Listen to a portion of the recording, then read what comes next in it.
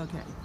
Here is Charles, and then that is Mufasa. They're both named after my husband Ali because these roosters, they think they're all that. They act like my husband. But they like to take turns. When they see me, they both jump up on the fence and they take turns crowing. Who can crow the best? The white one is winning. But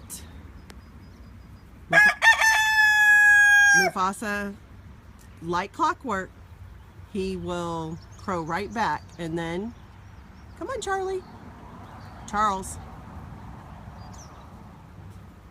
He wants to show everybody that he thinks I'm his woman.